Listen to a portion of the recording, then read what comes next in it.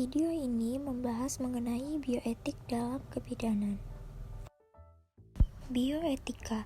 Secara harafiah, istilah bioetika berasal dari bahasa Yunani, yaitu bios atau hidup, dan etik atau apa yang seharusnya dilakukan manusia. Istilah itu sendiri diartikan sebagai kajian etika mengenai isu sosial dan moral yang muncul akibat aplikasi bioteknologi dan medis. Bioetika merupakan studi filosofi yang mempelajari tentang kontroversi dalam etik, menyangkut masalah biologi dan pengobatan. Lebih lanjut, bioetik difokuskan pada pertanyaan etik yang muncul tentang hubungan antara ilmu kehidupan, bioteknologi, pengobatan, politik, hukum, dan teknologi. A. Menerapkan critical thinking dalam pelayanan kebidanan, yaitu ada etika, moral, dan juga hukum. Etika. Istilah etika yang digunakan sehari-hari pada hakikatnya berkaitan dengan falsafah dan moral, yaitu mengenai apa yang dianggap baik atau buruk di masyarakat dalam kurun waktu tertentu. Sesuai dengan perubahan atau perkembangan norma atau nilai, dikatakan kurun waktu tertentu karena etik moral akan berubah dengan lewatnya waktu. Dalam Kamus Bahasa Indonesia dikatakan bahwa etika adalah ilmu tentang apa yang baik dan apa yang buruk, dan tentang hak dan kewajiban moral atau akhlak. Menurut bahasa Yunani, yaitu ethos atau jamaknya eta, yang berarti adat istiadat atau kebiasaan. Menurut bahasa Inggris, berasal dari ethos, yaitu tingkah laku atau perilaku manusia, baik di mana tindakan yang harus dilaksanakan manusia sesuai dengan moral pada umumnya. Moral. Istilah moral berasal dari bahasa Latin atau mos bentuk tunggal, mores bentuk jamak, yang berarti kebiasaan atau adat. Kata mores dipakai oleh banyak bahasa masih dalam arti yang sama, termasuk bahasa Indonesia. Dalam Kamus Besar Bahasa Indonesia, moral dijelaskan dengan membedakan 3 arti. Yang pertama yaitu ajaran tertentu baik buruk yang diterima umum mengenai perbuatan, sikap, kewajiban, dan akhlak budi pekerti, susila, dan sebagainya. Yang kedua, kondisi mental yang membuat orang tetap berani bersemangat, bergairah, dan disiplin, dan sebagainya, isi hati atau keadaan perasaan sebagaimana terungkap dalam perbuatan. Yang ketiga, ajaran kesusilaan yang dapat ditarik dari suatu cerita. Teori moral mencoba memformulasikan suatu prosedur dan mekanisme untuk pemecahan masalah-masalah etik.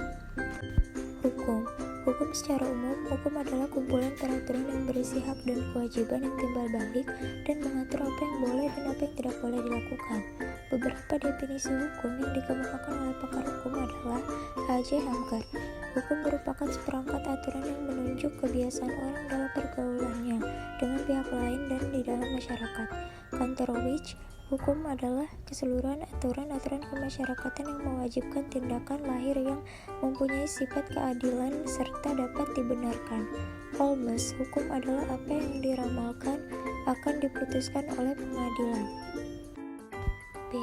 Konsep critical thinking dalam pelayanan kebidanan.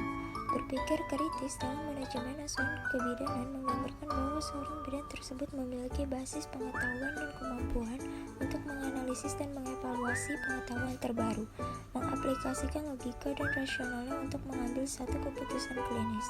Berpikir kritis adalah suatu proses yang berjalan secara berkesinambungan mencakup satu interaksi. Mahasiswa keperawatan harus memahami apa yang dimaksud dalam berpikir kritis dalam setiap mengambil keputusan, tidak hanya keputusan terhadap dirinya sendiri, namun juga keputusan untuk pasien yang ia tangani. C. Penerapan critical thinking dalam pelayanan kebidanan. Melaksanakan postnatal care sesuai dengan program yang telah disepakati sebagai upaya pencegahan dan penanganan secara dini penyulit dan kegawat daruratan yang mungkin terjadi pada saat postnatal, dengan menerapkan manajemen kebidanan sehingga diharapkan proses postnatal dapat berjalan dengan baik. Ibu dapat menjalani proses postnatal dengan sehat dan selamat. Aplikasi penelitian pada praktik. Yang pertama ada aplikasi evidence dalam praktik kebidanan melalui standar dan guideline. Yang kedua, teknik komunikasi dalam menyampaikan evidence dengan memperhatikan prinsip woman-centered care, bidan menghormati dan melindungi hak perempuan.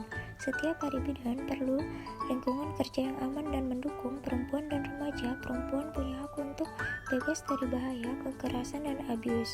Diskriminasi perempuan dan remaja. Perempuan memiliki hak untuk mengakses layanan kesehatan seksual dan reproduksi. aplikasi penelitian pada praktik, juga ada tantangan dalam penerapan evidence base dan juga pemberian informasi sesuai evidence base atau kenyataan. Sekian, terima kasih, semoga bermanfaat.